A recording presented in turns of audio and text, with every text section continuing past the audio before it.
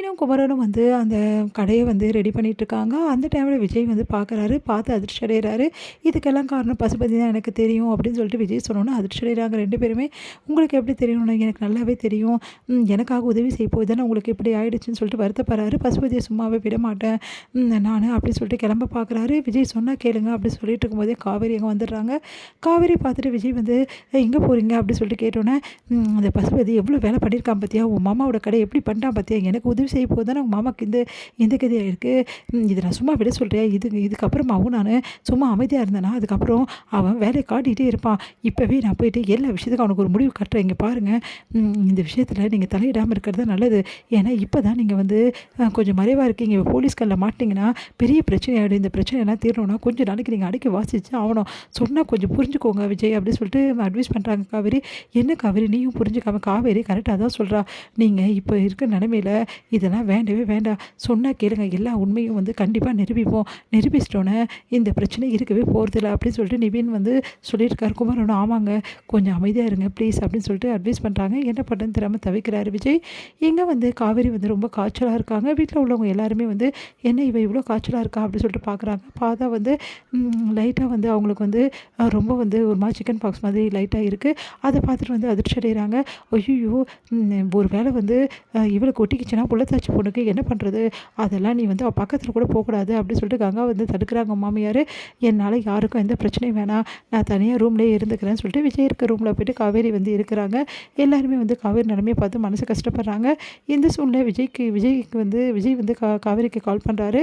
என்ன காவேரி என்ன பண்ணிட்டு இருக்கேன்னா, இந்த மாதிரி எனக்கு காய்ச்சலாக இருக்குங்க, என்ன பண்ணுன்னு தெரியல, நீங்கள் இருந்தீங்கல்ல அந்த ரூமில் தாங்க நான் இருக்கேன் அப்படின்னோடனே, பாரு யார் உன்னை பார்த்துக்கலாம்னாலும் எனக்கு அதை பற்றி கவலை இல்லை, இந்த நிலைமையில் உன்னை நல்லா பார்த்துக்க வேண்டியது என்னோடய கடமை, அதனால் நானே வரேன். ஐயோ அதெல்லாம் வேணாங்க, வீட்டில் தெரிஞ்சால் பெரிய பிரச்சனை ஆகிடும், என் ரூமுக்கு தானே நான் வந்து இருக்க போகிறேன், யார் என்ன பார்த்துக்க போகிறாங்க, அதுக்காக உன்னை தனியாலாம் என்னால் விட முடியாது அப்படின்னு சொல்லிட்டு விஜய் வந்து வராரு.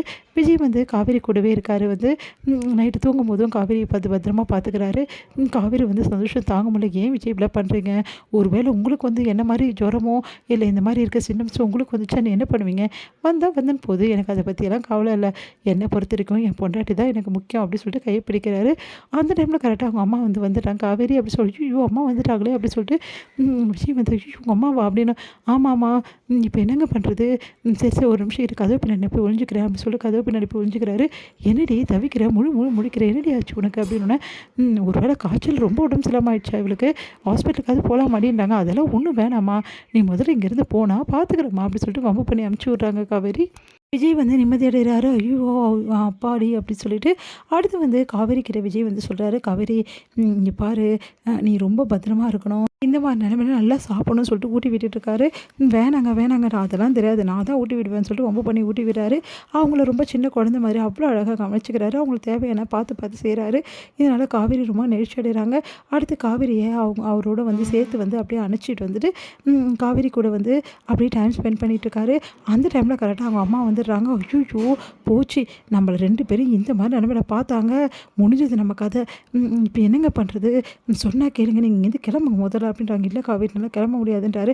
போய் ஒளிஞ்சுக்கிறாரு விஜய். அம்மா வந்து யார்கிட்ட நீ தனியாக பேசிகிட்டு இருக்க அப்படின்றாங்க. யார்கிட்டயோ பேசிகிட்டு இருக்கேன், என்ன பண்ணுறது, நான் புலம்பிகிட்ருக்கேன் தனியாக, என்னடி இப்படி ஆகிட்ட, தனியாக எதுக்குடி புலம்பிகிட்ருக்க, நான் வந்து வேணா உன் கூட இருக்கட்டுமா, ஐயோ அம்மா அதெல்லாம் வேணாம், ஏன் இப்படி சொல்கிற, சொன்னால் புரிஞ்சுக்குமா அப்படி சொல்லி சமாதானப்படுத்தி அனுப்பிச்சி வைக்கிறாங்க.